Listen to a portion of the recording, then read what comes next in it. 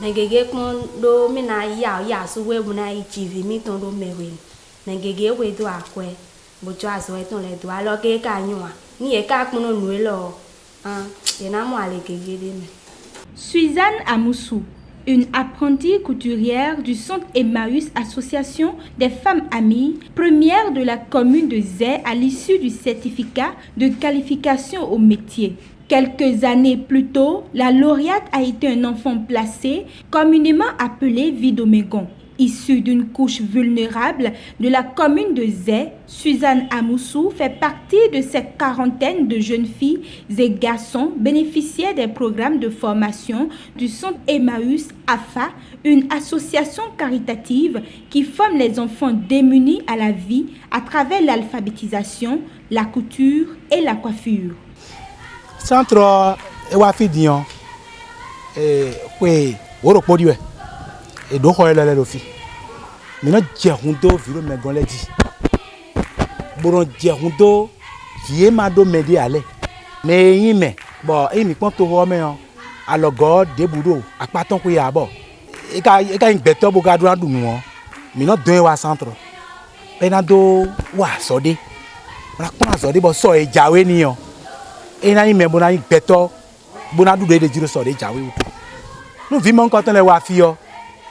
Et non blo et avotito nous mais avotito hosa et que non dablo hosa ni kale vodo beta et non be fenye son gleme bo no wa fi mi do machine de no wa so mon contre mi do kege do fi mais de zo wa calizona maintenant d'ailleurs de zuka mi ton le fi yo mais ji numéro fi so po mi no ji mi ga ji fi yo ne ihe ton je ko pe mi ji yo mi no se mi no sedo et megon.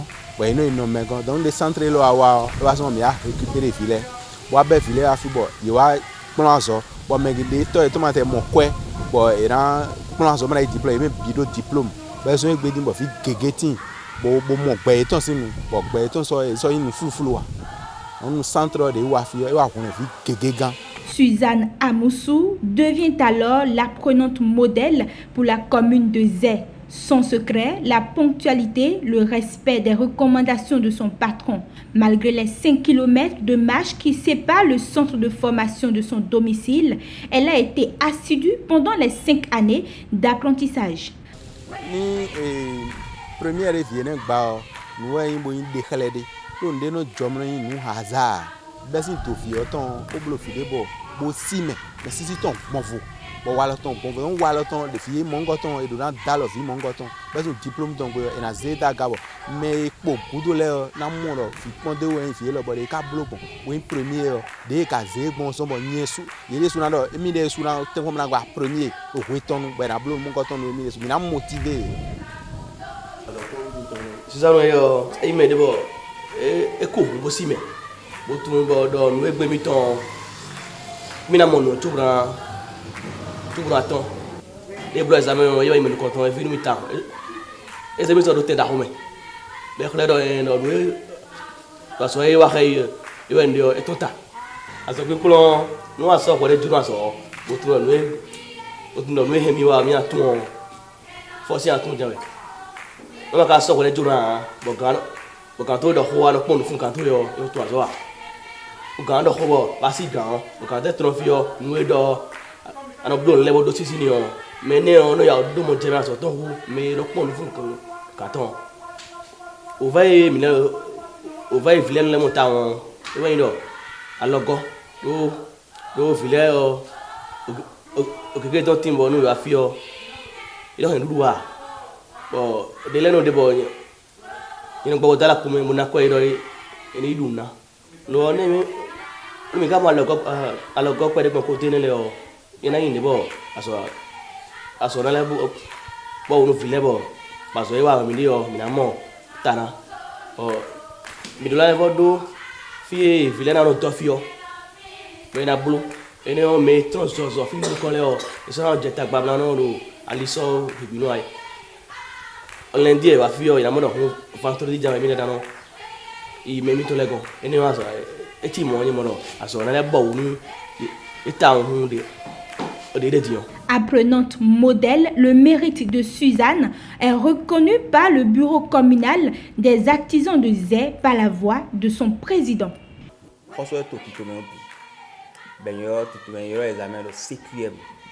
Certificat de qualification au métier. Quand j'ai mis ton le coaching et alors ton aimé et de compétences et toi en mais des connus bon elle est la première en couture. C'est que alors les gars nous mieux on général de certificat au mais me donne des bois PME à toi. Donc moi on a voir ton boulot. Do il des mes voix viene leo esi tonta yesi yin de bo acho ye kado nuendo yesi bo mena galo ma dia to ko galo ko ni levo ndami ho bonu aso mi to ne fun ala au bio arrondissement de Voleme ene ona yin dagbe. Emmaüs Afa reste et demeure pour la commune de Zé une référence. Pour preuve, plus d'une quarantaine de jeunes gens issus des couches défavorisées de Zé ont été formés et installés à leur propre compte grâce à cette association. J'ai diplôme de 2011. Alors, je